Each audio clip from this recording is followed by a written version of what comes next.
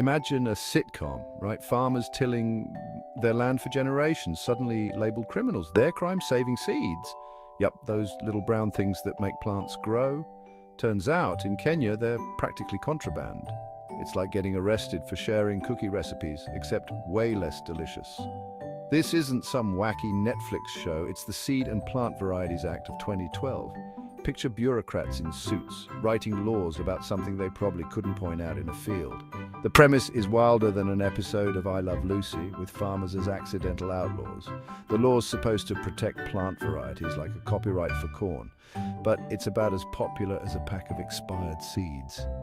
Farmers are scratching their heads, wondering how saving seeds for centuries suddenly became a crime against agriculture.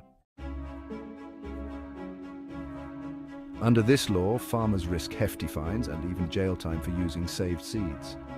Imagine grandma getting locked up for her secret tomato variety. It's like punishing someone for breathing air, except air doesn't make ugali.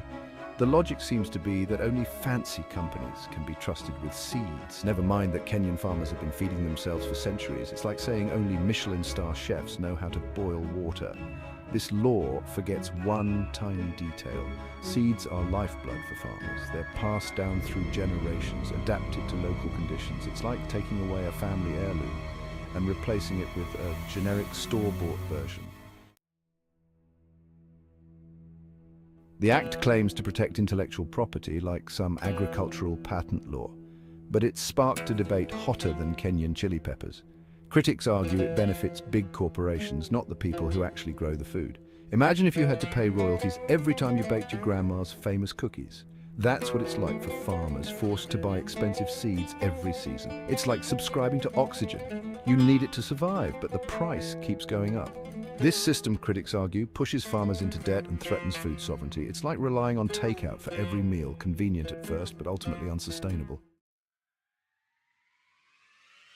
Section 4, Farmers, the OG Seed Whisperers. Let's be real, farmers are the original seed whisperers. They've been selecting, saving and sharing seeds for millennia. They're like the DJs of the plant world, remixing and adapting varieties to local conditions. This local knowledge is invaluable.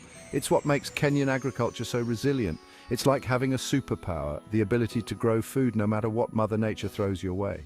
But the Seed Act undermines this knowledge by pushing farmers towards a one-size-fits-all approach. It's like telling a jazz musician to only play the C major scale, technically correct, but where's the soul? Section 5, David versus Goliath, the Seed Edition.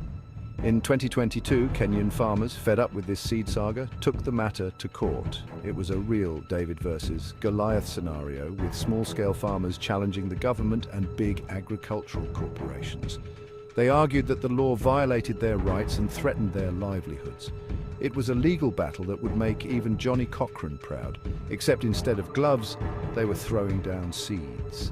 The case highlighted the absurdity of the situation. Farmers, the backbone of the nation's food security, were being treated like criminals for practicing traditional farming methods. Talk about a plot twist. As Section 6, time to plant some common sense. The Kenyan Seed Act, with its sitcom world consequences, shows what happens when laws disconnect from reality. It's like writing a recipe for ugali but forgetting the maize flour. Instead of criminalizing farmers, we should be celebrating their knowledge. They're the ones who've been feeding us, and they hold the key to a more sustainable and equitable food future. It's time to rewrite this script. Let's ditch the Seed Act and support policies that empower farmers, not corporations. After all, a world without farmers is like a joke without a punchline, utterly nonsensical.